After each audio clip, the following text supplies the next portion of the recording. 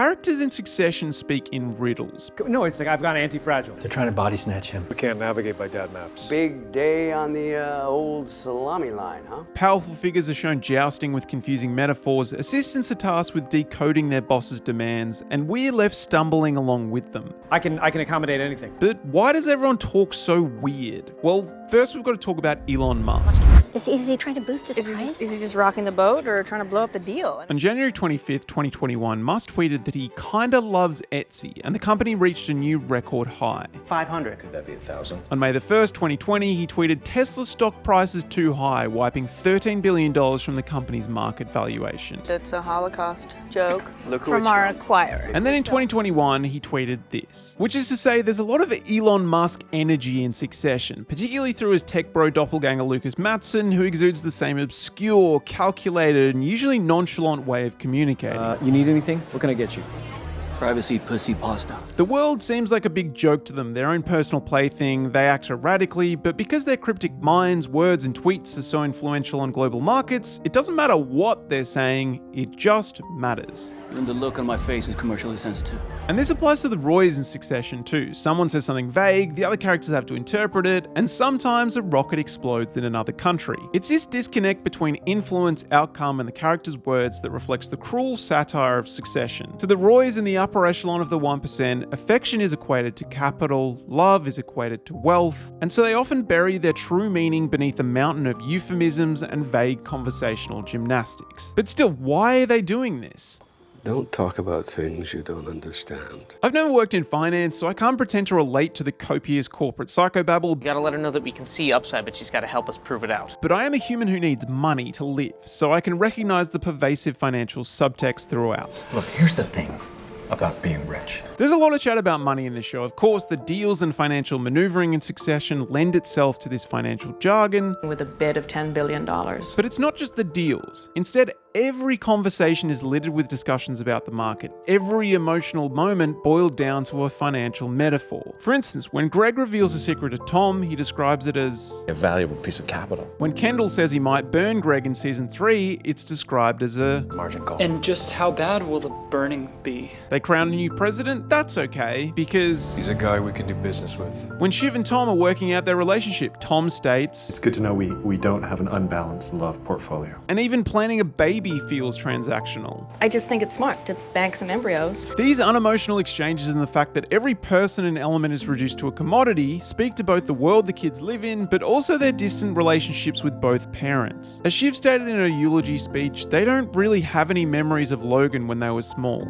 And he would come out, and he was so terrifying. He was too busy working, and therefore they were always at the mercy of the capitalist system they now find themselves shaping. Money and the ever-present market is everything to them, so that complicated fiscal lexicon becomes a part of their reality. $5 million? Good deal. Their absentee monster mum, Carolyn, even cites financial security as the reason she gave the kids to Logan. Gave him custody so you could keep your shares and I could protect your interests. So it's not subtle. Due to their upbringing, the kids believe the market is what matters most, and both their attitude and language reflects that. Like another 100 mil. 100 million. But the writers decide to reveal their naivety through some intentionally ironic exchanges. On the one hand, the Roys spend a large amount of time convincing each other and their business partners that they control the market. Or as Kendall puts it, So this is an explicit plan to fuck the deal. Me rule the world. but in reality, it's all just bravado and words. The funniest example of this is when Kendall yells, "Fuck the patriarchy!" before telling Shiv why she'll never be CEO. You're still seen as a token woman, wonk, woke snowflake. He doesn't think like that, he assures her. But the market does. This line makes fun of Kendall because he wistfully flip-flops between master and minion of the market as convenience demands, but the contradictory language is also an indictment of how the royal siblings view everyone else as lesser than them, which is often communicated through It's like Israel-Palestine, except harder and much more important. Kendall at one stage describes words as Complicated airflow. which is a ridiculous assertion for someone who turns every conversation into a speech. For better or worse, Ken and the kids have a way with words, and are renowned for their artfully deployed euphemisms that somehow say absolutely nothing and absolutely everything at the same time. If I start second guessing, it collapses. On the surface, Kendall seems like he's trying to fit in as many buzzwords into a sentence, hope it makes sense, and appears smarter than everyone in the room. Sergeant Pepper of broken corporate America. My profile is the fearless fighter of the good fight. Go nut. Pure excess, full bore, yeah? And sure, most of the time he comes across as an idiot, but this still tells us something about his character. For instance, sometimes the euphemisms and metaphors are used to sell a non-existent product. The 100 is Substack meets Masterclass meets The Economist meets The New Yorker. Sometimes they're used to emphasize a point, Gotta up our velocity, man. but they're always a tool used to destabilize or belittle the Roy's minions. I'm gonna turn on the money hose for you, okay? Vagueness is a weapon that both shifts responsibility to the person interpreting it, but also allows the Roys to disassociate themselves from the real-life impacts their decisions are making. For instance, the Roys have a habit of referring to public opinion as the temperature or the climate. You have to look at the climate. Climate said I was going down. This is a pretty common thing in Succession. The Roys don't see other people as individuals, but as parts of a superfluous organism to be used and disposed of. I hear your staff are all killing themselves now. Yeah, at the thought you could be their boss. Nothing communicates this better than Succession's first season, when Kendall's dead waiter debacle was reduced to the phrase, No real person involved. people outside their sphere of influence aren't seen as real people, and this includes members of the board. We're real people. You are not. You claim to be real, but look at you. Look at you. In the show's established universe, Roman has a point here. Over and over again, the Roys benefit from a world that prioritizes bottom lines over human interests. An FBI raid, decades of wrongdoing and cover-ups, rape, harassment, it all boils down to just a fine. Justice isn't viewed as a moral concept by the Roys, it's a financial one. To justice. Therefore, outside of their inner circle, that phrase comes up again. No real person involved. It just makes perfect sense to them. Yeah, we'll be in the West Wing. Nothing matters, Ken. Nothing fucking matters. However, it's the confidence with which the Roys believe in their convictions and deliver their orders that emphasizes their detachment from reality.